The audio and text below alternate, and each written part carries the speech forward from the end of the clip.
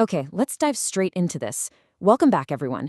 Today, we are unpacking something genuinely transformative: the imaginative power of perspectives journaling. If you've ever felt completely stuck in a rut, maybe paralyzed by a tough choice, or just endlessly frustrated by someone in your life, well, this explainer is built exactly for you. We're going to look at how a simple notebook and, a willingness to really stretch your imagination can literally rewrite how you experience the world. So let's start with a quick mental exercise. I want you to recall a recent, highly frustrating interpersonal conflict. Maybe it was a massive argument with your partner, a tense standoff with a coworker, or even a falling out with a close friend. Bring to mind that exact feeling of being totally, hopelessly stuck. You know the exact feeling I'm talking about, right? Where you are absolutely positive that you're right, they're wrong, and there is simply no way forward. But have you ever stopped to consider that in that exact moment, you aren't just stuck in a messy situation, but you are actually trapped in your own mind?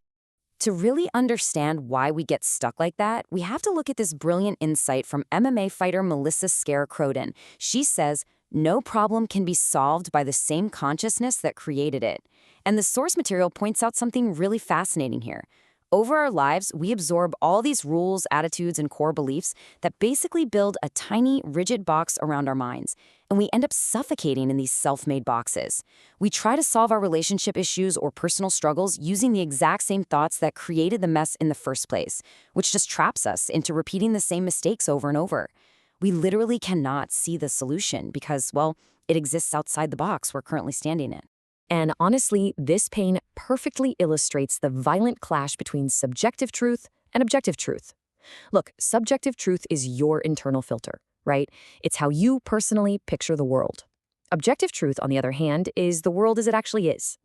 So all that pain and friction, that happens when our subjective truth violently crashes into objective reality. The text uses this great metaphor. If your subjective truth tells you a glass door is open, but the objective truth is that it's closed, you are going to smash your nose. It's that simple. Unhappiness is often just a direct result of our perceptions mismatching reality. Which brings us to Section 1, Perspectives Journaling Explained. Let's look at how we can actively escape that box. So, what actually is perspectives journaling? Basically, it's a highly targeted, imaginative writing exercise where you actively explore alternate paths, imagine making entirely different life choices, and step directly into others' shoes to gain insight. This isn't just a Dear Diary, I had a bad day kind of thing. It is a microscopic step-by-step tool used to dismantle your rigid cognitive box from the inside out. By forcing your brain to adopt a completely foreign viewpoint on paper, you bypass your own defensive walls. You finally start to see the objective truth you've been missing all along. One of the absolute most powerful ways to use this is something called the 10th man technique. Now, we all suffer from confirmation bias, right? We naturally only seek out information that proves we're right. But the 10th man technique forces you to deliberately adopt the exact opposite stance. When you sit down to journal and you are 100% convinced of your conclusion, you actively pretend you are wrong. You literally write down all the reasons why the exact opposite of what you believe might actually be the truth. Investigating your life from this contrarian perspective acts like a massive spotlight on your blind spots. And this naturally brings us to cognitive reframing, specifically moving away from a judging perspective. Think about it. When we're stuck, we judge. We instantly ask, whose fault is it? What's wrong with them? Why is everyone acting so stupid? But through journaling, we shift to a learning perspective. We start asking entirely different questions like, okay, what works here? What am I actually responsible for? What can I learn from this friction? By merely changing the questions you ask in your journal, you completely reframe the reality of your entire situation. It's a total game changer. All right, moving on to Section 2, Stepping into Their Shoes. Let's see how we can use a specific framework to completely neutralize anger and resentment. If you've ever caused harm or if there's just some really deep friction between you and someone else, you can use this Step 9 empathy exercise. The instructions are beautifully simple, but honestly, they are incredibly challenging. You literally put yourself in their shoes. You open your journal and you write an unsent letter, but here's the catch. You write it from their perspective, addressed to you. You have to actively express how your own actions affected them emotionally, mentally, or physically. Doing this literally forces your brain out of its defensive crouch. It builds this profound empathy and clarity, replacing all that built-up resentment with deep understanding.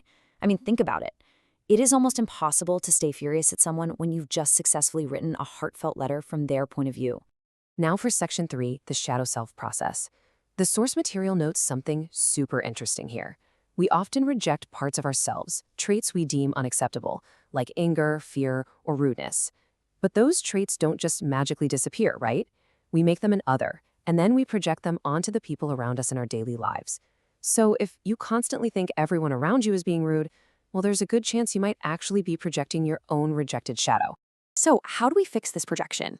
We can use a fascinating psychological tool called the 3-2-1 shadow process.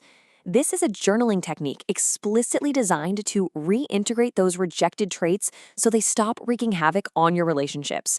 And it works by shifting perspectives, moving from the third person to the second person and finally to the first person. First, you describe the disturbance as an it. Then you have a simulated conversation with it, addressing it as you. And finally, you fully immerse yourself and own it using the word I. Let's actually walk through a practical example of how to own the shadow on all these levels. Let's say you encounter a deeply rude person, and it just severely triggers you. Okay, step 3, describe it. You examine the person in your journal. Note exactly what triggers you, the tone of voice, the constant interruptions. You write about them and it. Then, step 2, talk to it. You write out a simulated conversation. You literally ask your journal, why are you rude to me? Do you see your impact? And then, and this is key, you imagine the response and write it down. Finally, step 1, own it. This is where the breakthrough happens. You adopt the perspective of the rudeness itself. You use first-person pronouns and acknowledge, I am rude sometimes. This rudeness is me. By owning it, you completely strip the trigger of its power over you. Which brings us to Section 4, the resolution. Let's take a step back and look at what happens when you make this practice a regular part of your life. This all matters because it actively gives you the power to reframe your reality. When you write from different perspectives, you successfully escape that suffocating box of rigid, subjective truth. You reintegrate those cast-off shadow traits so you stop projecting your own flaws onto your loved ones. You cultivate a permanent learning perspective, turning literally every failure into raw data for growth. And most importantly, by stepping into the shoes of others, you build the profound empathy required to heal broken relationships. You are no longer just a victim of your thoughts. You become the true architect of them. I want to leave you with a final, slightly provocative question. Who will you become when you finally step out of your own shoes? The tools are right in front of you. All it takes is a notebook, a pen, and the courage to genuinely challenge your own worldview. So grab a journal, pick an alternate perspective, and just see what you discover. Thanks so much for joining me on this explainer. I highly encourage you to try this out today. Keep learning, keep exploring, and I'll see you next time.